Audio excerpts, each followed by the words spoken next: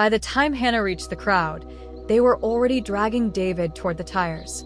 Someone had fetched petrol. Someone else had brought matches. The word thief had wrapped itself around his name like chains, and no one was listening. She screamed until her voice broke, until her knees buckled, until her vision nearly failed her. And then, like breath from heaven, a police patrol bus swerved and packed. Officers spilled out. Questions flew. The match never lit. David was saved, but not whole. He was bruised, battered, eyes swollen, lip bleeding, but alive. Just alive. The hospital kept him for a few days. Hannah had called a few old friends, begged for help, whispered prayers between shaky breaths. Some responded. Some sent money. One even showed up.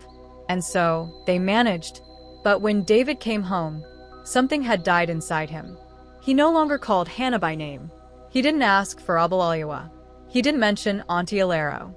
He just woke up, ate in silence, then sat on the edge of the couch, staring at nothing, like the world had ended and no one else knew.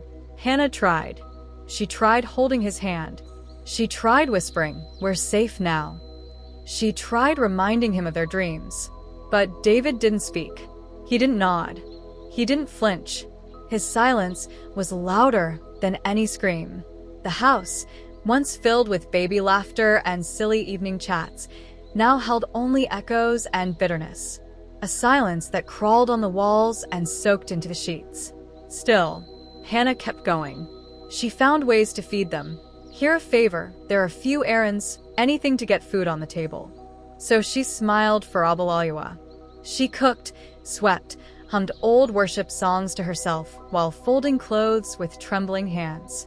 That night, just before they turned off the light, David's phone buzzed. It had been silent for days, just like him. But now, the screen lit up with a short message that changed the air in the room. "Dear Mr. David, this is a reminder that your rent is due in 14 days.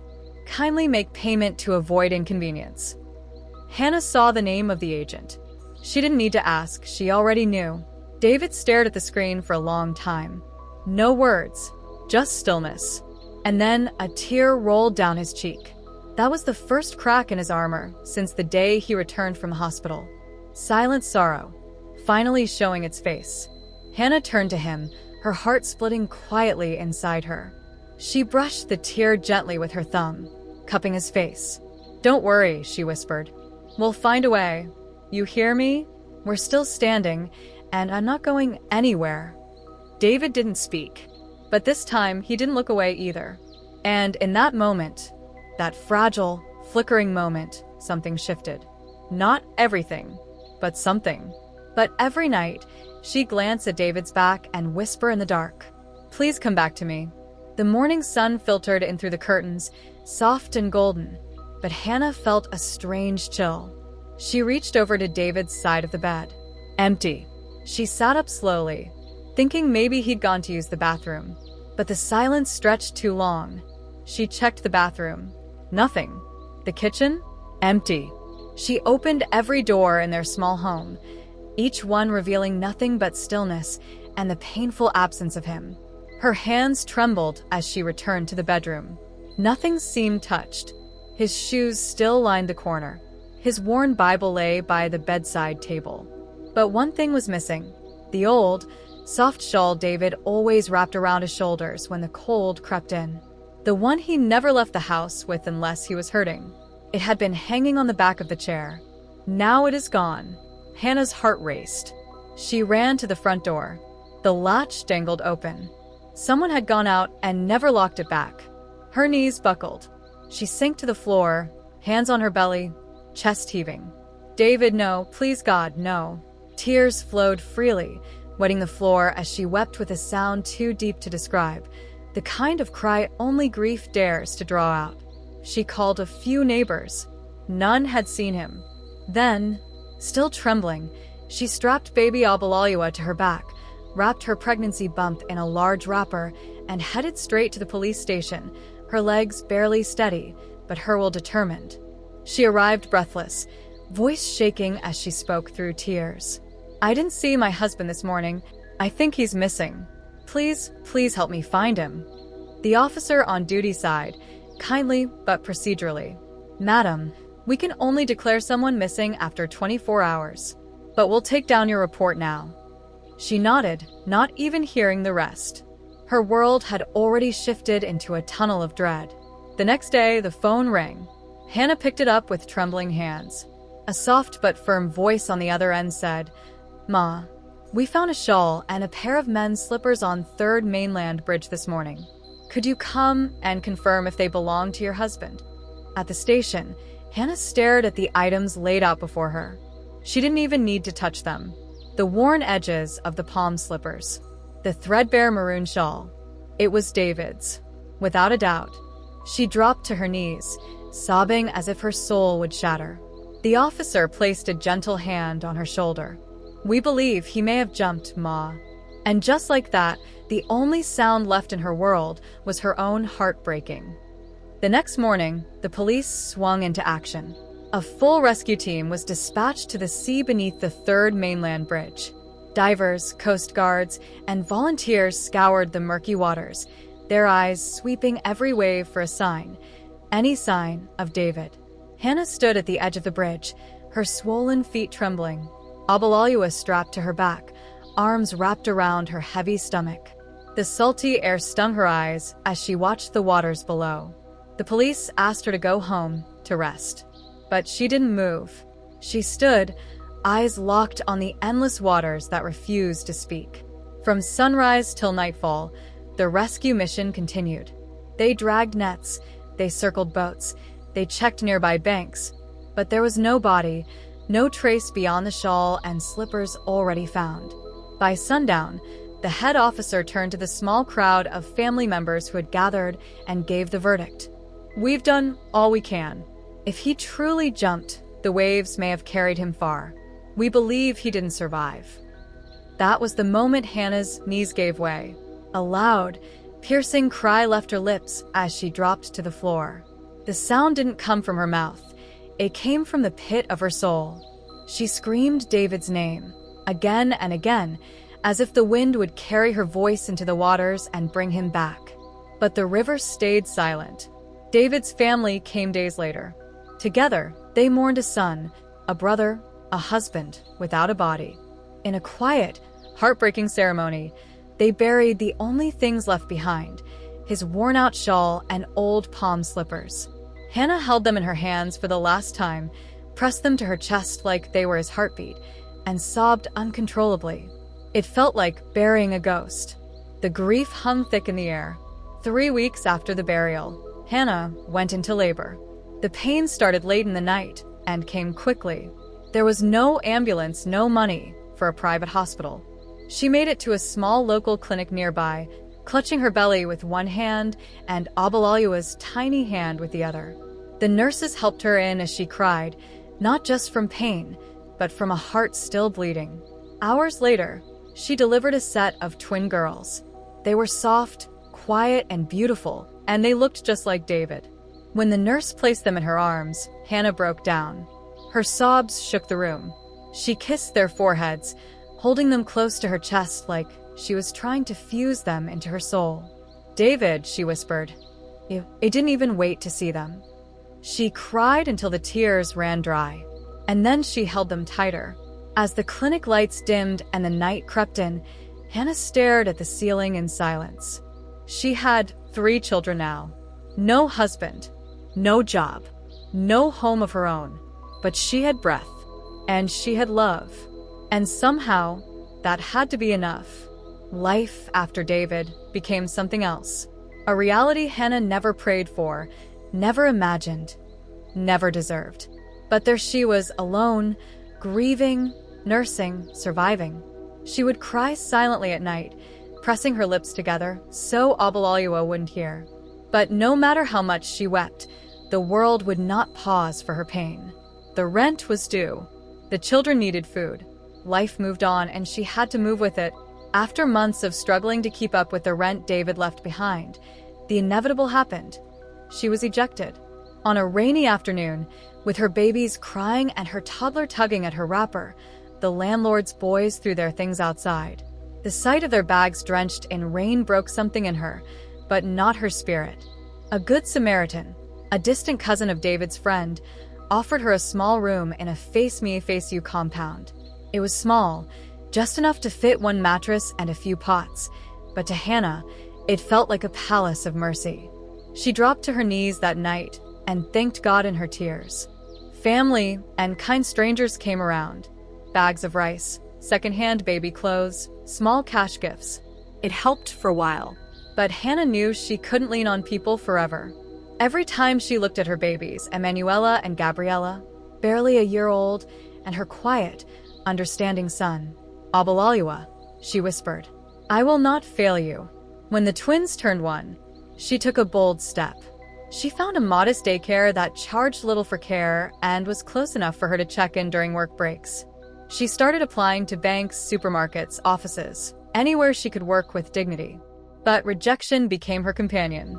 She was either too unqualified, too inexperienced, or they simply didn't respond. One morning, sitting outside the compound on a broken plastic chair, she saw a woman returning from work, her clothes stained from hours of house cleaning. Without shame, Hannah approached her. "Auntie, I'm looking for work. I can clean too. Please, anywhere you go, take me with you." And that was how Hannah became a cleaner. From house to house, compound to compound. Some homes welcomed her with kind smiles and cups of water. Others treated her like a pest. But Hannah held her head up. She wasn't doing it for respect. She was doing it for survival. Weekends were even tougher. She would back Emanuela, tie Gabriella to Obaloluwa's back, or leave her seated beside him on a plastic chair while she swept compounds, scrubbed verandas, and washed clothes. She often worked till her legs shook, but she kept going. There were times when there was no food until evening. Days when Obaloluwa cried of hunger, and she pretended not to hear, just to stay sane. But even in those moments, she would gather them in her arms and whisper, "We will not die here. This is not how our story ends." For years, Hannah raised those children through sweat, through grief, through rejection and backbreaking labor. She gave them her body, her tears, and every ounce of dignity she had left, because that's what real mothers do. They carry the world and still find the strength to smile for their children. But deep inside, Hannah knew something had to change. Life for Hannah had become a rhythm of sweat and prayers. Every morning started with hope, and every night ended with a whispered plea. But one afternoon, while she was scrubbing the marble tiles of a grand home in Ikeja, something shifted. The woman of the house, Sister Barbara, a well-dressed, kind-voiced Christian woman, had been watching Hannah for a while. She was moved not just by the precision of Hannah's work, but by the quiet dignity she carried. "My dear," she said, helping Hannah up from the floor, "why are you not working with the people in Lekki? They pay far more." Hannah smiled faintly, dusting her skirt. "I don't know anybody there, Ma." "You know me now," Sister Barbara said with a knowing smile. That introduction changed everything. Soon, Hannah was cleaning duplexes and mansions in Lekki Phase 1 and Chevron Drive.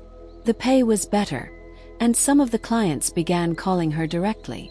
A few even paid in advance. Hannah saved every naira she could. She had a dream, one that kept her up many nights. Obaloluwa had missed 3 university admissions already. Each time the form came out, Hannah would try. But something always stole the money. Rent, food, sickness, school needs for the girls. Now 21, Obaloluwa worked side by side with her. He swept, mopped, and sometimes handled small catering jobs when clients needed extra hands. Hannah hated that he had to live like this, but she loved how he never blamed her. Not once. As for Emanuela and Gabriella, they were now 18. Beautiful, full of light, and strong-willed like their father. They had passed their WAEC with flying colors, but there was no money to push further. So Emanuela became an apprentice fashion designer. Gabriella learned hair styling under a popular stylist at Oshodi. On days there was a big cleaning job, both girls joined Hannah and Obaloluwa. When there was a catering event, they carried coolers, served food, smiled through fatigue. They didn't complain. They knew what it cost their mother to keep going all these years. And Hannah, she kept moving one foot in front of the other. Because when life beats you down, you either break or become unbreakable.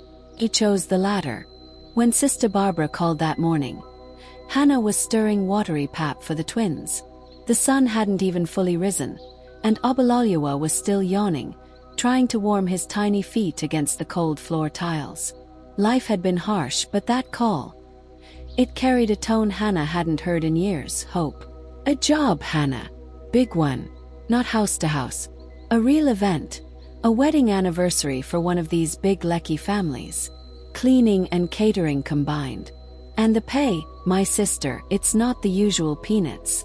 Hannah's eyes welled up immediately. She turned her face to the wall so the children wouldn't see. Not out of shame, but to contain the flood that wanted to pour out. After everything, the nights she prayed in candlelight, whispering God's name while her children slept on foam too thin to cushion their growing bodies, something shifted. When she broke the news to her children, they didn't scream or jump like most kids would. Instead, they exchanged glances, smiled quietly, and one by one, hugged her. Obaloluwa ran into her arms. Gabriella clapped her hands. Emanuela, the ever-sensible one, said, "Mummy, this is the job God saved for us." That evening, they had a small celebration in their little room. No music, no visitors, just leftover jollof from the last job and a bottle of Fanta split into 4 cups. They lit a candle, not because the power was out. This time it was on purpose. Symbolic light. Prayer. A gratitude offering. And as they laughed and ate and Hannah wiped tears from her cheeks, she whispered to herself, "This is not the end. This is the turning." The day of the event arrived with a kind of grandeur Lagos only reserved for the truly wealthy. Talk of Chief Raymond Abolade and his wife Catherine's 19th wedding anniversary had spread like perfume through the air. Fragrant, expensive, and impossible to ignore. The hall in Lekki shimmered with gold and cream. Crystal chandeliers threw glimmers across marble floors. Every guest wore something that whispered money. Designer agbadas, sequined gowns, diamonds that caught even the shyest light. But in the service quarters, behind the glitter and the clinking wine glasses, another kind of rhythm was beating, one built on sweat, precision, and quiet prayer. In the back kitchen, Hannah worked steadily, her face glistening with heat from the large cooking pots. Her scarf had come loose slightly, and flour dust clung to her cheek. But she didn't stop. This job was different. The pay was different. Even her children had noticed the change in her voice when Auntie Barbara mentioned the offer. Emanuela and Gabriella, dressed smartly in matching catering uniforms, weaved through tables, balancing plates of jollof rice, grilled chicken, and chilled drinks like pros. Their movements were graceful, almost rehearsed. Obaloluwa, now 21, was composed than ever, handled the drink section with confidence. Then the unexpected happened. Just after the last toast was made and the DJ lowered the music for the evening prayers, Auntie Barbara pulled Obaloluwa aside gently. "Go and serve the high table," she said. "Especially the celebrant. Do it well, okay?" Obaloluwa nodded, adjusted his tray, and approached Chief Raymond Abolade's table with calm steps. But Chief Raymond froze. His smile faded as though a breeze had swept it off his face. His eyes locked onto the young man in front of him. The tray trembled slightly in Obaloluwa's hands under the weight of the stare. Chief Raymond leaned back slowly, mouth slightly open, heart beating like a drum in a cathedral. He stood up abruptly, murmured something about needing a moment. Then, without drawing attention, he followed Obaloluwa toward the kitchen corridor. When he got there, he saw her, Hannah, hunched over a large tray of roasted meat, fanning it so the heat wouldn't ruin the garnish. He staggered. He placed one hand on the wall, the other on his chest. 1,000 emotions collided in his soul. His lips trembled, but no sound came. Hannah didn't even notice him. She was focused on her work, humming gently under her breath, completely unaware of the ghost staring at her. Chief Raymond turned away, unable to breathe. Meanwhile, Obaloluwa walked away from the corridor with a furrowed brow. He didn't know why the man had acted so strangely, but something about him lingered in his mind. He walked straight to Emanuela, who was clearing empty plates from a table. "Emanuela," he whispered, confused. "There's this man, he looks so much like Daddy." Emanuela blinked. "Daddy?" "Yes," Obaloluwa said, glancing over his shoulder. "The one Auntie Bisola always said looked like me." His picture on the living room wall. "This man, he has more mustache, but it's scary how much they look alike." Emanuela's breath caught in her throat. "But Daddy is gone," he said quietly. "And this man is rich and surrounded by security. I wish Dad was alive to see us now." Emanuela placed her hand gently on his back. Her eyes shining with tears she refused to let fall. "Come," she said softly. "Let's finish this shift. We still have work to do." And so they did. As the music picked up again and laughter filled the hall, somewhere near the corridor, a man stood, shaken by the face of a boy who looked too much like the past he thought he had buried. And in the kitchen, a woman stirred a pot of stew, unaware that the very man who turned her world upside down years ago was standing only a few feet away. That night, while the wealthy guests laughed, danced, and clinked glasses under a ceiling draped in luxury, Chief Raymond Abolade couldn't tear his eyes away from the catering team. More specifically, from the boy. The young man with clear, honest eyes and a jawline too familiar to ignore. Obaloluwa. He had watched him serve his table earlier, watched the boy pour his wine, bow respectfully, smile like it cost him nothing. A smile so reminiscent of himself in his youth, it punched the breath out of him. His throat dry, Chief Raymond waited. Waited until the music softened and the night grew heavier. When he saw Obaloluwa walking toward the back hallway with a tray of used cutlery, he quietly followed. "Wait, young man," he called gently, catching up to him. Obaloluwa turned. "Sir, what's your name?" Chief Raymond asked, his voice quivering slightly. "Obaloluwa, sir." "And your surname?" "Adekunle." Chief Raymond's heart sank. "Do you have a phone?" he asked. "Yes, sir." He handed him a card and then, reaching into his pocket, pulled out a thick bundle of cash. Notes fresh, still stiff. "Take this. For you and your family." Obaloluwa's eyes widened in disbelief. "Thank you, sir," he exclaimed, immediately going to his knees in gratitude. "God bless you, sir." Chief Raymond nodded, barely able to speak. "Where do you live?" he asked quietly. "We stay at Adekunle's side, sir," Obaloluwa replied. "With my mum and sisters." "What about your father?" he asked, already fearing the answer. Obaloluwa's smile faded slightly. "My father is late, sir." Those words shattered something inside Raymond. He nodded, managing to say, "You're a good boy." As Obaloluwa turned and walked away, Raymond leaned against the corridor wall. His legs trembled. His breathing slowed. "It's him.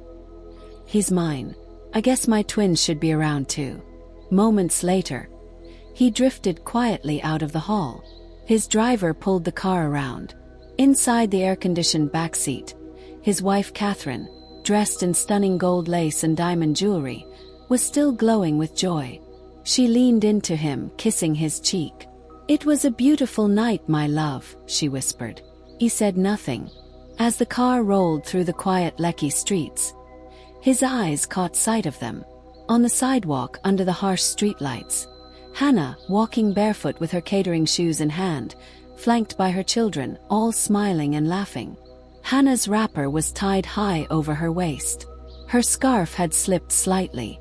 She was tired, yes, but she glowed with something only the broken can carry: peace in pain. Chief Raymond's throat tightened. He couldn't look away.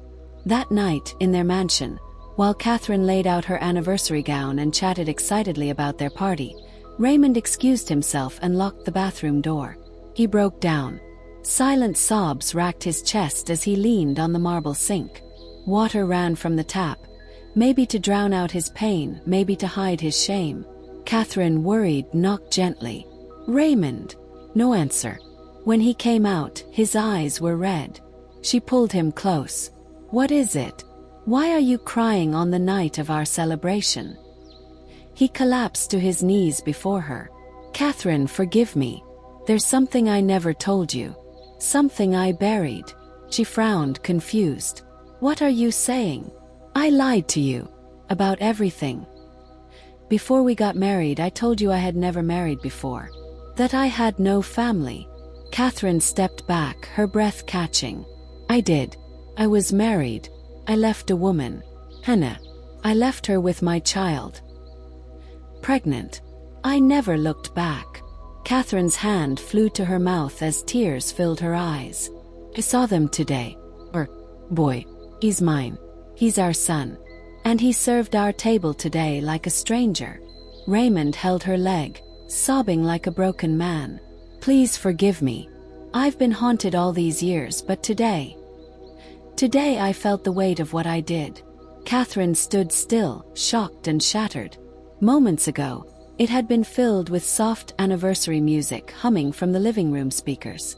Now, only the ticking wall clock and the sound of pain breathing through two broken souls remained. Catherine stood by the window, still dressed in her regal champagne lace anniversary gown, her gold earrings catching the light, trembling not from cold but betrayal. Her back was turned to the man who once brought her flowers every month, who whispered dreams of forever into her ears, who danced with her tonight in front of the whole Lekki elite as if nothing was hiding behind those aging, loving eyes. But now, she turned slowly, tears already rolling. What more are you keeping away from me? She asked quietly, voice cracking. Chief Raymond, David, dropped to his knees again, this time without pride, without plan. A man stripped of every layer except shame. My name, he whispered. My real name is David Adefolarin. I changed it years ago. I wanted to disappear. I wanted to be dead to the world, to erase the pain I left behind. Catherine stepped backward, her face contorting into something between disgust and devastation. You left a woman like me, for 19 years. He said nothing. She sank onto the edge of the bed, gripping the sheets like they might keep her from falling apart. She must have gone through hell, Catherine breathed, her voice rising. Raising those children on her own. Did you even look for them? Did you care if they ate?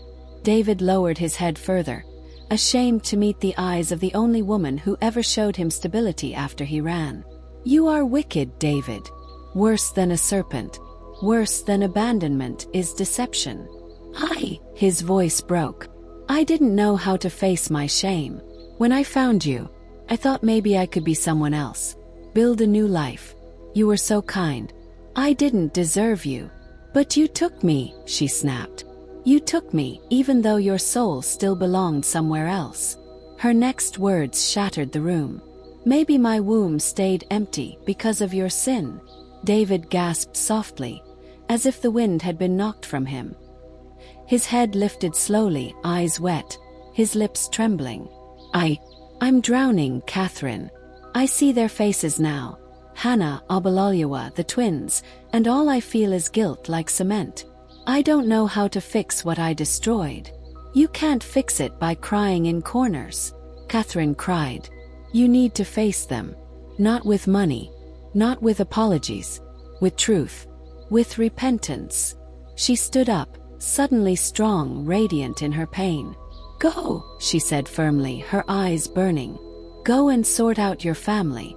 If after that you still feel there's something left between us, then come back. But not before. With that, she walked out, her heels clicking against the polished marble floor like thunder. And behind her, David, Chief Raymond Obaloluwa, wept. Loud, broken, alone. The man with everything now felt like a man with nothing. After the party, when they got home, Obaloluwa rushed in with a wide grin on his face and a sparkle in his eyes. Mummy, he called out. That man, he looked so much like Daddy. Just like the photo in the room. He gave me money, plenty money. Hannah, who was sitting on a stool peeling yams, turned slowly. Her eyes searched his face. Money? She asked, unsure whether to be alarmed or overjoyed. Yes, Mummy, he said, pulling the wad of crisp Naira notes from his pocket.